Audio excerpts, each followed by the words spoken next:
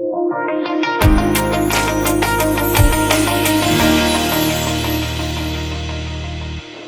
and welcome to the first interview of 3. I'm joined by Giles Tung, who's VP of Marketing, and we're going to be talking about dynamic payment, challenging that monthly fee.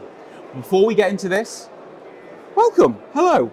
Hi Ben, how are you doing? Yeah, I'm doing really good, thanks. Having a good show? Yeah, it's been great so far. I think we've never been busier, and the new messaging is landing well about the future of bundling. So yeah, all good so far. Good. So before we get into the report, I'd love to talk about just the subscription economy as a whole.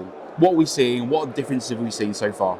Yeah, well, the subscription economy continues to grow. Everything from subscription video on demand to subscription toilet roll is available. So we're, as subscribers, taking on more and more different products as subscription services. But with that is subscription fatigue. Yes. We're finding that people can't remember how and where they've subscribed. They're subscribing to subscriptions they're no longer using. So there's a lot of optimization to be done in our personal lives about how we subscribe. Excellent. I think it's a really good, really summary. So I really want to talk about one of the challenges we're seeing right now with the payment ecosystem at the moment with subscriptions. So there is a monthly fee. That's what it's all revolved around. Can you tell us about what we're seeing from this report and what it's kind of highlighting for us? Yeah, one of the surprising findings from our report was that 43% of the respondents said that they're finding that they're wasting a lot of money with their subscriptions. So they're looking for an alternative way of subscribing and interested in innovative new approaches to subscriptions. Okay, very interesting. So I think I want to kind of talk a little bit more. In the report we say that it's the monthly fee is a blunt instrument. Can you just elaborate a little bit more on that and what that means? Yeah, so what we found was that people are looking for different ways of subscribing or making that payment. So looking at how to handle top-ups, or if they could have a pause and resume type facility to help them manage their subscription payments, and also looking at usage and utility metering type payments. So trying to understand if there's a way of linking the usage behavior to how you pay. So kind of giving more flexibility back to the consumer then, right? That's right, yeah.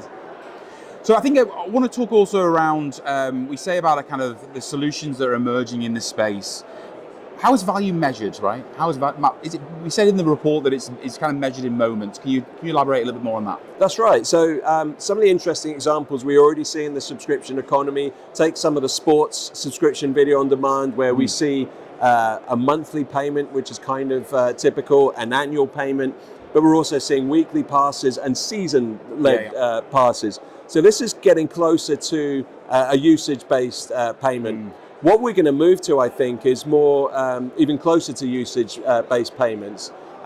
Different ways of paying for subscriptions linked closely to what we're actually doing and how we're using it. So we might see it metered based on daily usage, hourly usage, and looking at ways of arbitrating and managing that payment based on those themes.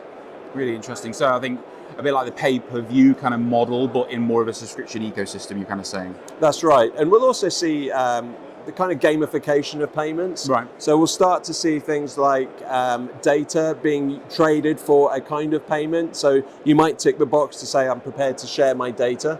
And that, you'll get access to premium features. Rewarded with loyalty. Yeah, exactly. Or a common use we could imagine is I'll watch an advert to get extended use of something. So there's a kind of trade in terms of something that I can do to put into the pot, and in return I get something back. So it's not just about payment in terms of a monetary value, payment in terms of something else that I can contribute of value. Very interesting.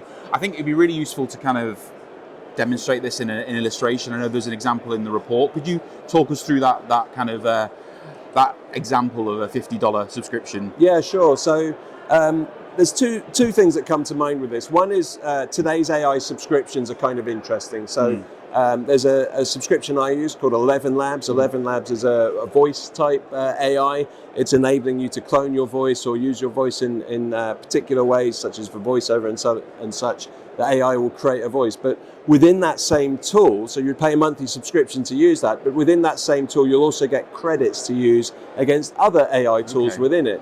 So you then have this kind of hybrid approach of a subscription for the first party, and then for other services that are kind of bundled and included within it, you're using credits against it.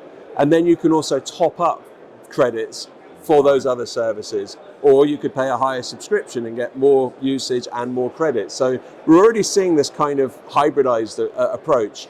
In the report, we're imagining One Entertain. And the idea with One Entertain is you would pay, say, $50. It gets you access to this One Entertain subscription. And behind the scenes, what's going on is while you're choosing and accessing various different subscription services, you're not actually aware of what you are accessing. You're just consuming films and music and other entertainment-related services. But behind the scenes, One Entertain is arbitrating the payment to those services depending on what you've consumed. So it's making the user experience really easy, so I can access all the services and types of entertainment that I want, but I'm just paying this one sort of overriding fee, and behind the scenes it's all being managed for me. I mean, I'd subscribe to that definitely if that existed. So yeah, it's really interesting to kind of illustrate that in an example, because it kind of brings the whole thing to life a little bit more. So what does this mean for subscription and bundling and in the future? Well, I think simply it means we're going to shift from thinking about a subscription as paying for a month of access to paying for a moment of access. Stay tuned for the second interview with David Horton, who is the SVP of Technology and Product here at Bango.